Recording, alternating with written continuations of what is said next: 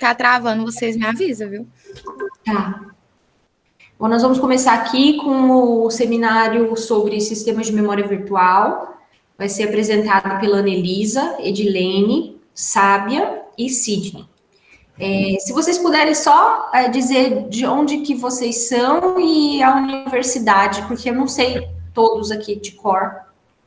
Bom, Edilene, se quiser começar, só para se apresentar aqui, para ficar gravado. Tá. Eu sou Edilene, eu sou do curso de Ciência da Computação da UFMS, de antes da existência da Facom, mas sou oriunda da UFMS. Meu mestrado é na Federal do Rio Grande do Sul e agora eu sou aluna do doutorado. Anelisa? Bom, eu sou a Anelisa, eu fiz análise de desenvolvimento de sistemas na UFMS, Facom mesmo, estou aqui no mestrado em Ciência da Computação. Legal.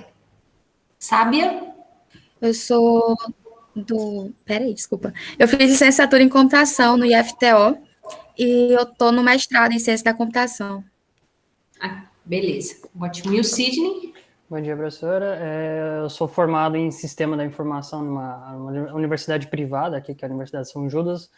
Moro no estado de São Paulo e matriculado em Ciência da Computação no mestrado como regular. Ótimo. Bom, boa apresentação para vocês, tá bom? Obrigado. Obrigada. Como a professora já falou, nós vamos falar um pouquinho sobre o sistema de memória virtual. Pode passar, Edilene, que ela já apresentou a gente. É isso. Bom, a gente vai introduzir o trabalho para vocês, nós vamos falar um pouquinho sobre gerência de memória, SWAP, alocação contínua de memória, para aí a gente começar a falar sobre memória virtual e falar sobre implementação de paginação, política de substituição de paginação, suporte de hardware, que é importante também, né, para a gente entender como é que funciona na memória virtual, e a gente vai concluir o trabalho para vocês. Certo. As memórias virtuais, a gente consegue entender o funcionamento dela e ver como é que funciona em qualquer sistema que tenha qualquer computador que tenha um sistema operacional funcionando. Só que lá em 1950, quando começou a surgir os computadores, lá no final de 1950, quando começou a surgir, isso não era tão fácil assim de observar e de analisar, porque as memórias elas eram caras e elas tinham um tamanho reduzido.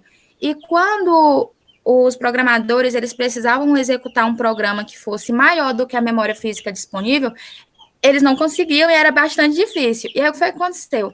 Eles começaram a pegar a memória em disco e utilizar como memória secundária para fazer esse processo, para poder conseguir executar esses programas. Aí o que é que eles faziam? Eles pegavam os programas, dividiam em várias partes, que ficou conhecido como sobreposições e overlays, para que eles conseguissem executar esses programas.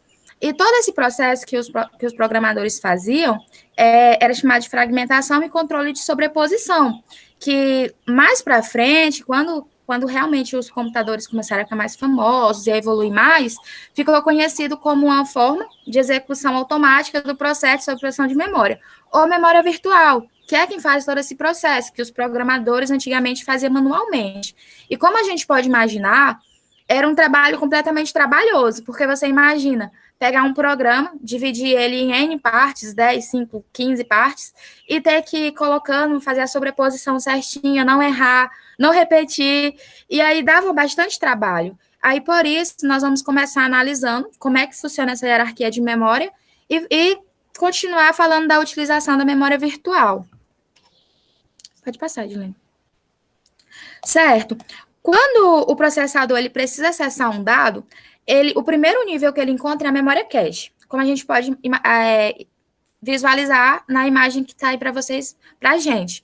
E para ele conseguir encontrar sempre esses dados na cache, a gente tem algumas estratégias, tem várias estratégias que norteiam, como a de localidade temporal e espacial. Quando ele vai lá buscar e encontra na cache, ocorre o cache hit. Quando ele não encontra, aí ocorre o cache miss, isso é até comum ocorrer devido ao tamanho da cache, como ela tem um tamanho pequeno, é normal que todos aqueles dados, aqueles programas não estejam lá sempre. Então, a cache precisa pegar e buscar na memória principal. Se não tem na memória principal, ela busca na memória secundária. Isso demanda um custo, tem um tamanho, tem uma velocidade, demanda o tempo, né? E todo esse processo, quando o programador ele precisa executar esse programa e ele não está lá na cache, ele fica lá parado, até que esse dado retorne. Então, vai um tempo para poder ele pegar e entrar em execução. Opa. Desculpa, passou alguma coisa aqui. Tranquila, Edilene. Certo. E aí a gente consegue entender como é que funciona a hierarquia, que é quando o processador ele vai lá, busca na cache, que busca na memória principal, que busca na memória secundária, e a gente começa a entender como é que funciona a memória virtual, que ela representa um esquema de armazenamento, no qual a memória secundária ela é endereçada como parte da memória principal, ou seja, os dados vão estar em disco. Isso ocorre de modo que essa memória ela é dividida em blocos de tamanho fixo, que a gente chama de paginação, que é o que a gente vai explicar mais para frente para vocês.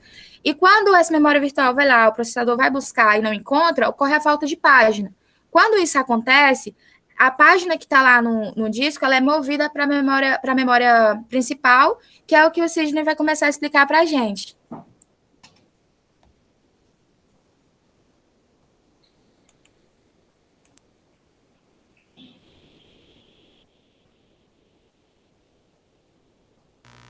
Liga o áudio. Valeu. Perdão, gente.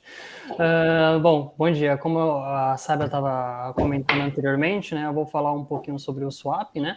O swap ele é uma técnica que ela é aplicada à gerência de memória para programas que esperam por memórias livres para ser executadas, né? Como é que funciona esse processo do swap, né?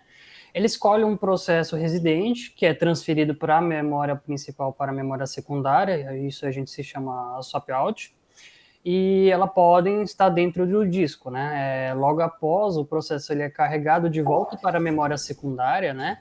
E depois para a memória principal, é o swap-in. E ele pode continuar a sua execução como se nada assim, estivesse ocorrido, né? Então, como vocês podem ver do lado direito, né, na figura, né? Então, o swap ele retira da memória principal, né? Ele vai colocar no disco enquanto um processo possa ser ocupado na área da memória, né? Uma vez que não esteja em um processo de espera, né? E o swap-in é o momento onde ele coloca na memória principal. Pode passar.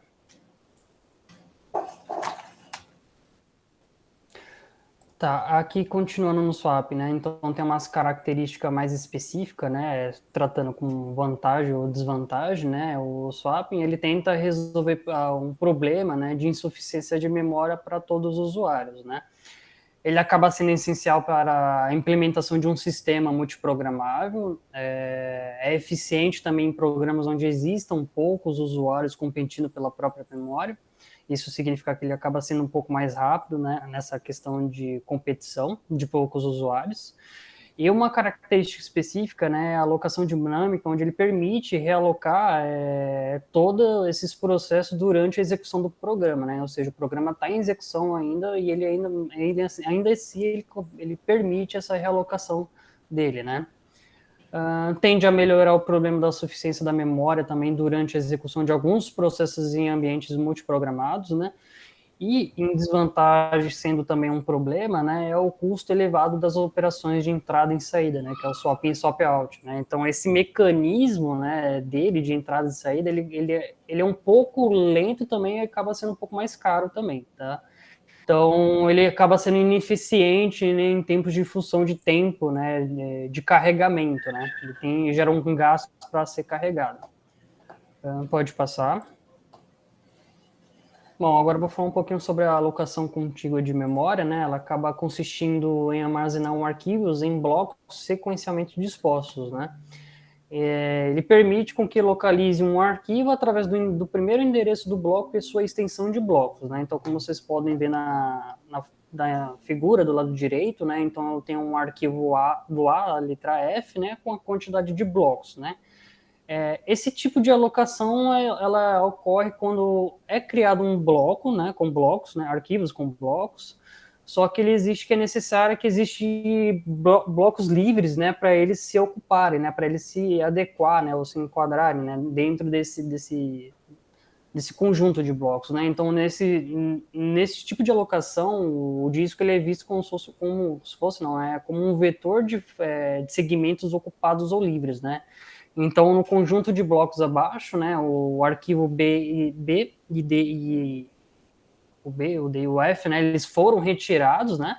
Então, se vocês for ver, né, os blocos que estão em brancos, né, estão disponíveis, né? Então, acaba ficando desde de entrada e saída, né, fica esses blocos que ficam ocupados ficam livres, né? Pode passar.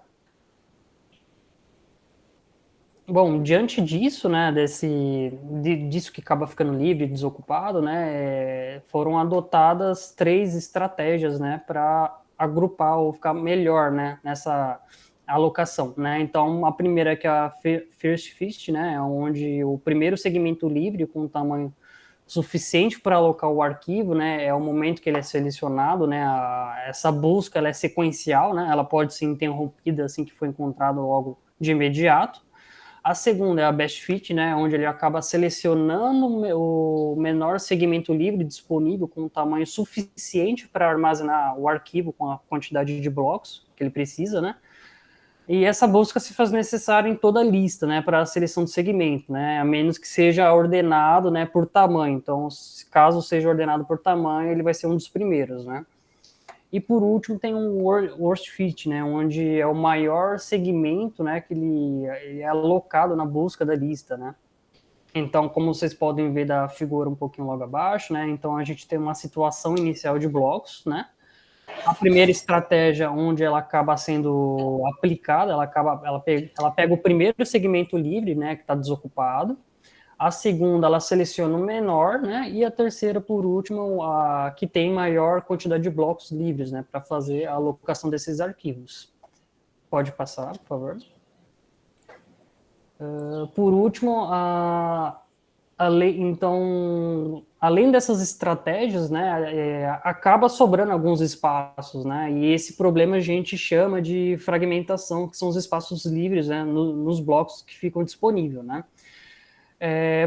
Pensa num tipo de problema que você tem um arquivo com quantidade de 2 blocos, só que eu só tenho um espaço, né? Sendo que no conjunto todo de blocos eu posso fazer uma reordenação, né? Reorganizar eles para fazer com que eu acabe alocando eles, né? Então, a solução para esse problema, né, da fragmentação é a desfragmentação, onde ela permite reorganizar os arquivos que acabam ficando no disco, né?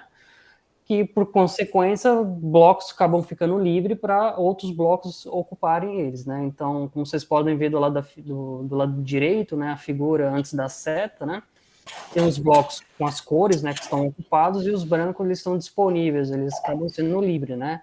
Por mais que a gente aplique as outras 3 estratégicas, né, vai acabar sobrando alguns espaços e precisa organizar eles, né? Então, do lado direito da seta, né, mostra o bloco, né, o conjunto de blocos organizado, né, então, como vocês podem ver, né, todos com cores onde estão ocupados, e abaixo são os blocos que estão livres, né. Bom, agora eu passo a palavra para a Edilene dar continuidade na apresentação e falar sobre a memória virtual. Então, diante da necessidade que a Sábia muito bem apresentou, né, de desonerar o desenvolvedor dessa preocupação de adequar os seus programas à capacidade de memória física existente. E as possibilidades de swap que o Sidney mostrou, a gente pode tratar, então, a memória virtual como sendo um conceito que visa deixar transparente para o desenvolvedor todas essas estratégias de fazer com que o dado e as instruções caibam na memória física. Então, e isso funciona tão bem, né? A gente pode pegar até como exemplo as aulas que a gente teve tratando de memória cache, por exemplo, né? A professora sempre falava, olha, deu miss, então vai para a memória e traz o dado que precisa. Então, a todo instante, a gente faz referência à memória como se ela fosse capaz de fornecer tudo aquilo que se necessita. Então, tudo aquilo que a CPU precisa, em termos de dado, em termos de instrução, a memória dá conta. Às vezes ela não dá conta, mas esse processo fica tão transparente para a gente que a gente pode abstrair.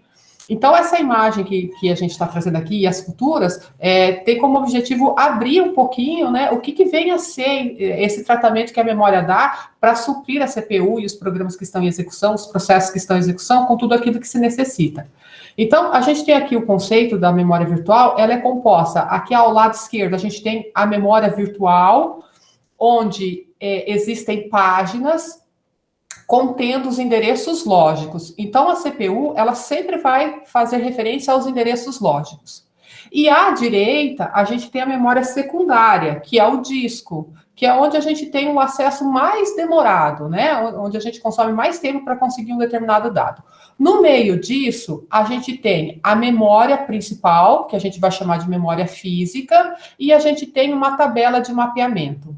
Então, a CPU ela faz referência a um endereço lógico, esse endereço lógico é submetido a um mapeamento, esse mapeamento direciona para um endereço físico, e esse endereço físico pode conter ou não o dado ou a instrução que se precisa.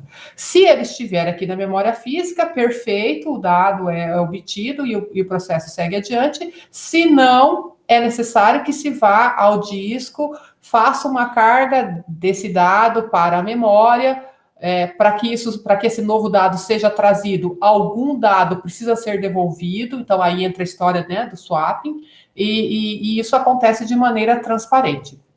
Todo esse processo aqui de busca e de substituição vai ser falado mais adiante. Aqui a gente também tem uma questão que a gente precisa considerar, é que é muito comum, e é a nossa realidade, a existência de processos sendo executados de maneira concorrente. E todos eles partem do uso de endereços lógicos. Para que não ocorra conflito, para que não ocorra nenhum acesso a posições indevidas, cada processo está associado ao que se chama de contexto. Então, o processo A está associado ao contexto A. Quando é o processo A que está em execução, o contexto A se sobrepõe a todos os demais. O que significa isso? Significa que existe um registrador que direciona para a tabela de mapeamento A. Quando um processo B assume a execução, esse registrador passa a se referir à tabela de mapeamento B. É isso que a gente chama de troca de contexto. E cada uma dessas tabelas vai estar fazendo a conversão do endereço lógico e redirecionando para a memória principal. Isso sempre acontecendo independentemente de como o programa foi desenvolvido. Para isso, como é que acontece essa tradução? Aqui a gente tem uma imagem em termo bem alto nível, né, de como é que ocorre essa tradução. Então, a CPU, ela faz referência a um endereço lógico, e esse endereço lógico ele é composto de duas partes. A parte mais significativa indica a página, e a parte menos significativa indica o deslocamento. Esta página, ela leva a uma posição dentro dessa tabela de páginas.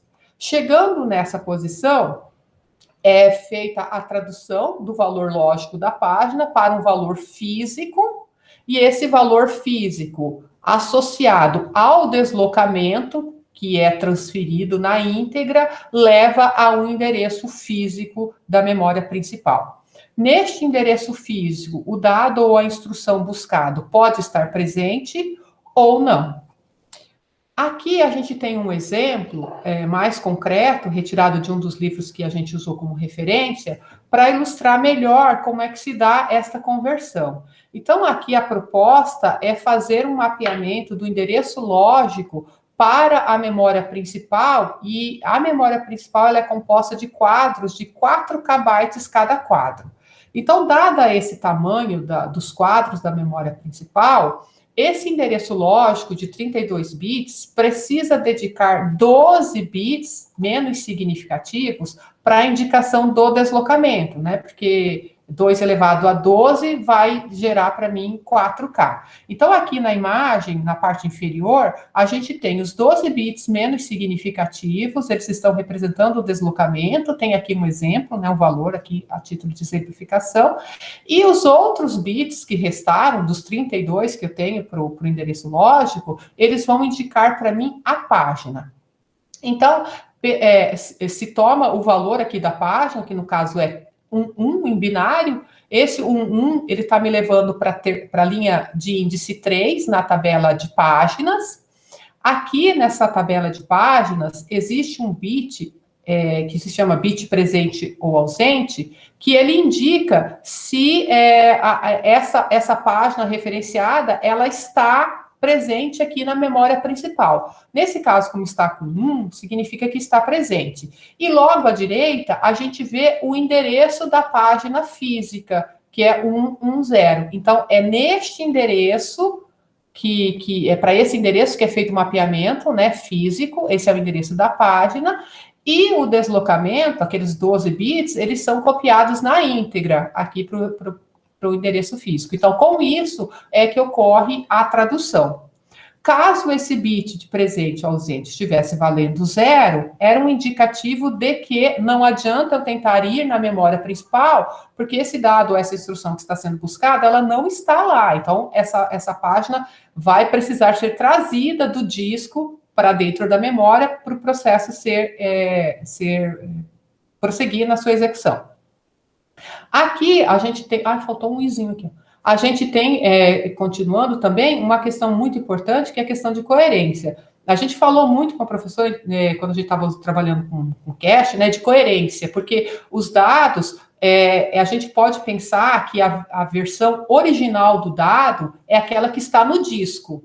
Então, aquela é a versão original. Só que para termos de agilização, né, para melhorar a performance e para garantir essa transparência que a memória virtual se propõe, parte desses dados do disco, eles são copiados para a memória. Então, o que tem na memória física é uma cópia. Pode ocorrer de, por exemplo, se eu voltar aqui, se eu fizer um mapeamento para uma determinada página, além desse bit ausente e presente que está marcado aqui, também existe um outro bit que indica se o dado está atualizado ou não, né? Se ele está sujo ou não, vamos dizer assim. Se esse dado estiver sujo, significa que ocorreu uma escrita na memória e essa escrita não se refletiu ainda no disco. Então, é preciso ser disparado um processo para fazer a atualização do disco e aí limpar esse bit. Tá? Então, é isso que essa coerência está analisando. Então, é preciso verificar se é válido ou se não é válido, se a coerência é garantida entre o valor que está na página e o valor que está carregado em disco. Esse processo é feito e aí, caso o dado não exista, é feito a implementação de algum algoritmo de paginação. E agora a Ana dá prosseguimento nisso. Bom, continuando aqui na implementação de paginação, eu vou falar um pouco sobre o hardware por trás da paginação. Cada sistema operacional ele tem uma forma diferente de implementar a paginação. A forma mais simples que se tem na literatura a respeito dessa implementação é sobre registradores dedicados. Então, nós temos um conjunto de registradores que eles são montados para ter uma alta velocidade, uma alta performance na hora de realizar a tradução dos endereços lógicos para o físico. Então, eles possuem uma tabela, um mapa da paginação, e o endereço chega para esse registrador, passa pelo mapa de paginação e vai para a memória. Assim, como eu disse, esse registrador, a ideia dele é que ele tenha uma alta performance, uma eficiência muito grande em relação aos demais. Só que, por um outro lado, esse registrador, esse conjunto de registradores dedicados, ele tem o seu problema que ele só foi feito para memórias de pequeno porte. Então, ele usa uma técnica, uma implementação que não serviria para uma tabela de páginas muito grande, tipo, até 256, talvez, entradas na tabela de páginas, seria excelente para utilizar esse tipo de registrador. Já para um computador mais moderno, que já tem mais quantidade de entradas para entradas na tabela, né, ficaria mais, não teria tanta eficiência como se espera. Temos também aqui o Page Table Base Register, que, basicamente, nós temos a tabela de memória, a tabela de páginas na memória principal, e temos um registrador que aponta para essa tabela de páginas.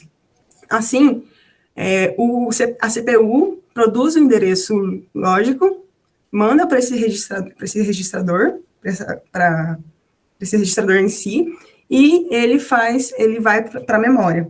E qual que é o grande... Ele também é rápido, ele tem uma velocidade de busca rápida, mas ele tem outras questões que ele não é tão rápido quanto o registrador dedicado, mas também, e é menos rápido também que o próximo que eu vou falar, que é o TLB. Esse registrador, ele tem um problema com relação ao acesso de memória. Toda vez que a gente precisa fazer acesso ao local de memória, eu preciso indexar essa informação lá na tabela de página, e depois, junto com esse valor que esse registrador de base me fornece, eu vou fazer acesso à memória. Então, eu faço o quê? 2 acessos à memória para conseguir, de fato, alocar essa página lá na memória. Então, isso acaba sendo um atraso no processo, né, de acesso à memória, o que torna um pouco menos eficiente a utilização dele.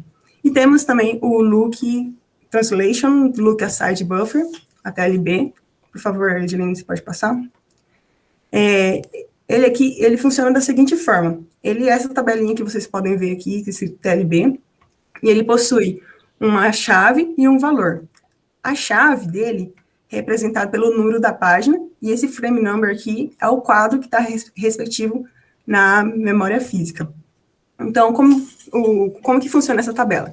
A CPU gera o endereço lógico e, passando o endereço lógico aqui, ele vai verificar simultaneamente, na tabela inteira, se esse valor já existe aqui na TLB. Se ele existir, logicamente, eu já tenho aqui um quadro disponível para ele, então ele já pode imediatamente utilizar esse quadro, porque já está associado aqui.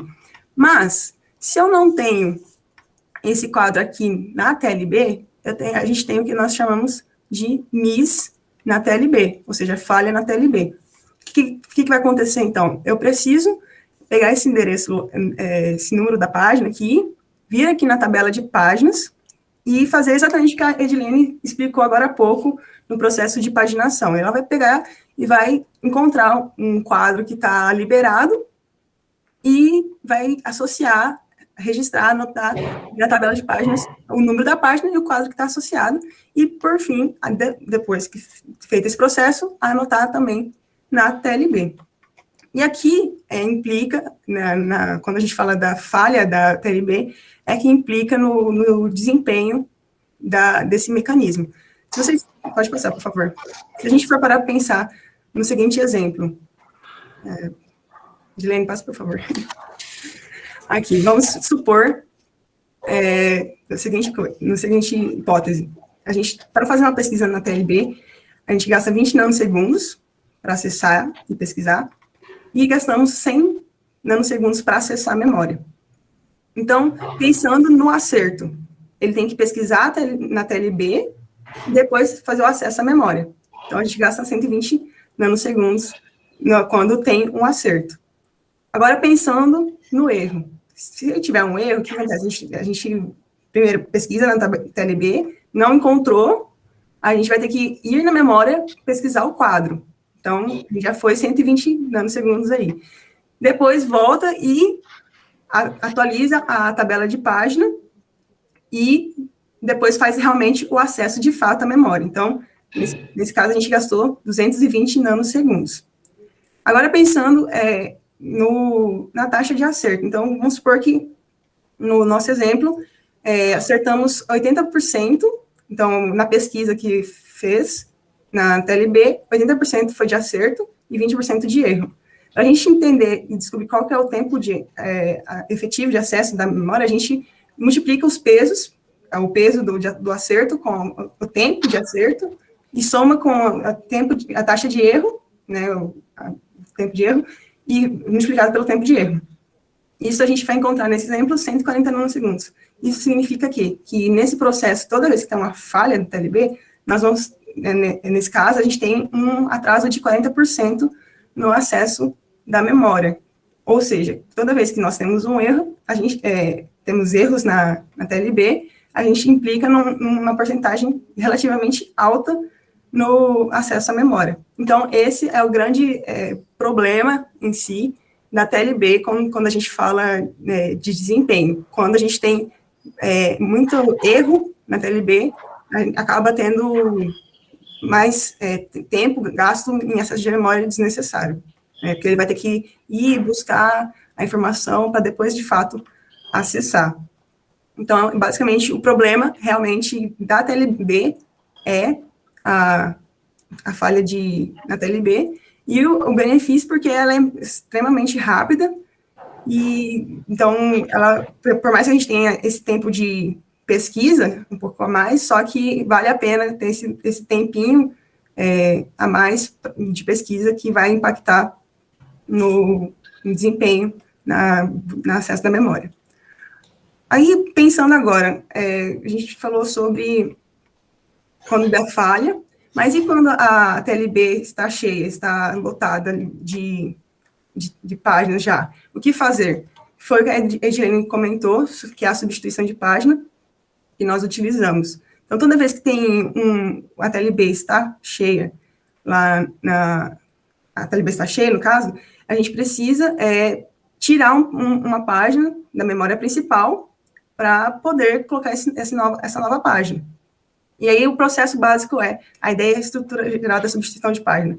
Eu vou verificar na minha tabela de página, vou escolher uma página que vai ser removida. E essa página, ela vai ser removida com base em algum tipo de algoritmo que a gente vai ver daqui um pouquinho. E aí, essa vítima, que a gente está aqui, como está na imagem, ela, que foi escolhida, ela volta para o disco, a tabela de página é atualizada, então aqui os bits de validade são atualizados, e liberando espaço, a nova página recebe esse quadro.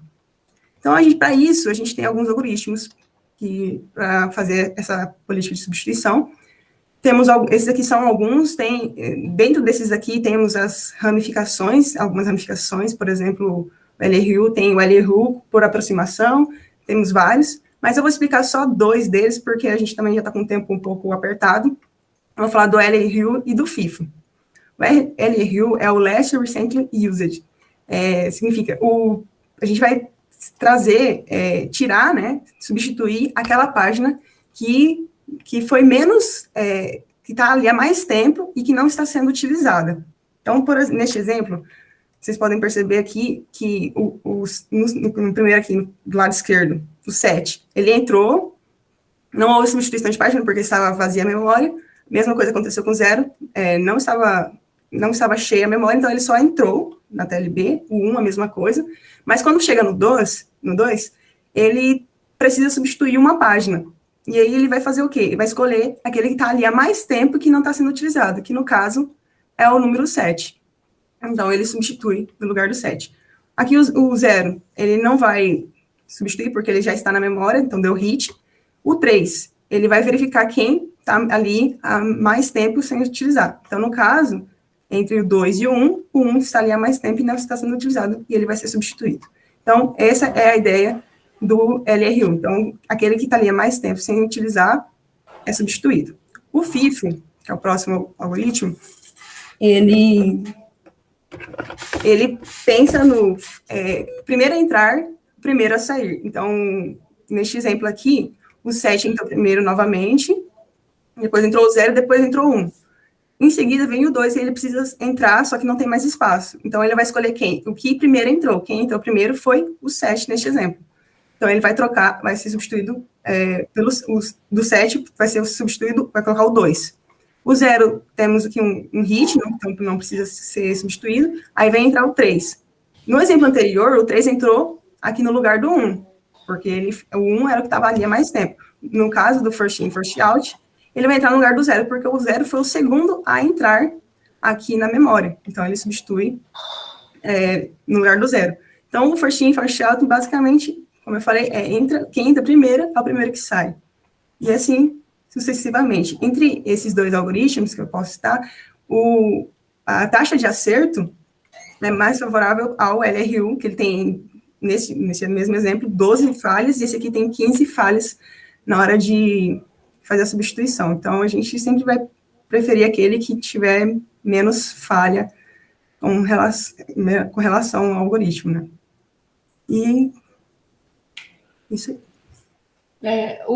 Então, só para a gente fazer uma conclusão do trabalho, né, acho que a gente já se alongou um pouquinho demais, é que o objetivo dele foi estudar a memória virtual e a gente enfocou em estratégias de implementação e em alguns algoritmos empregados, né?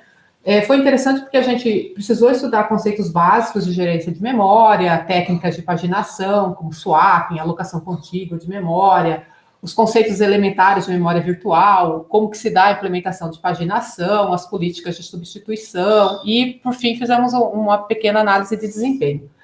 O resultado disso foi que a gente conseguiu ver a integração muito forte, né, de hardware, que é o que a gente mais vê, né, quando a gente está estudando arquitetura, mas também todo o papel que o sistema operacional desempenha, né, nessa cadeia. E foi bem interessante. A princípio, eu particularmente achei que não ia ter muito o que se mostrar, uma vez que a gente já estudou bastante memória no curso, mas se a gente se aprofundar em memória virtual, tem muita coisa para ser vista, tem muito algoritmo para ser analisado. Aqui tem algumas das referências que a gente usou para o nosso trabalho e nós estamos à disposição, caso alguém tenha alguma pergunta. Ótimo, meninas e Sidney. Perguntas, turma? Alguém quer fazer alguma pergunta ou alguma observação para o grupo? Colaborar com o grupo? Nenhuma? Meninas e Sidney, parabéns aos 4. A apresentação foi ótima, foi super didático, com bastante imagens, o que facilita muito nesse, né, com esse tipo de abordagem. Vocês devem ter sentido, né? A imagem fica estática e você quer, assim, quase que pegar ali a memória. Por exemplo, aí você quer mostrar a memória. Vontade de fazer um risquinho, assim. Colocar, foi para cá, voltou para cá, precisa algum mecanismo, né, gráfico. Se tivesse presencialmente, a gente rabiscaria, né, no quadro. E na falta disso, a gente usa ou alguma animação, alguma coisa para poder ajudar. Porque é um tema que precisa, né, desse apoio. E vocês conseguiram utilizar, mesmo que estaticamente, né, as imagens ajudaram bastante. Eu gostei, eu vi que vocês não usaram muito o livro texto da disciplina, porque ele realmente não traz muita coisa E eu acho até que a abordagem que vocês usaram foi bem mais didática, mais limpa do que a abordagem que o nosso livro de arquitetura traz. Aquele mecanismo de tradução do que o livro mostra, esse livro-texto, eu acho ela bem confusa, inclusive, sabe? Achei que vocês limparam bem as imagens, assim, a ponto de ficar mais didático, sem detalhes desnecessários, né? Eu gostei bastante, achei ótimo. Não sei se alguém quer fazer alguma observação. Felipe, Gabriel, Chastel, Abrão, alguém quer alguma pergunta? Senão eu já vou passar para o próximo grupo para a gente não se atrasar muito. Se tiver perguntas aí, fiquem à vontade.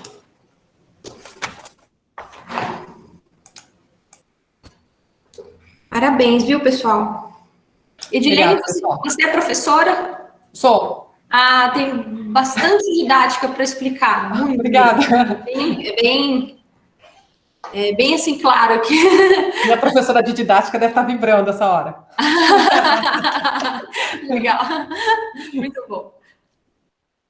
Então, tá bom. Olha, pelas minhas anotações, agora seria o grupo 5, Chastel e Giovanni. Vocês podem apresentar agora? Sim. Então, podem preparar. Eu vou só fechar a gravação. Eu vou só tirar essa gravação aqui, parar essa gravação para não ficar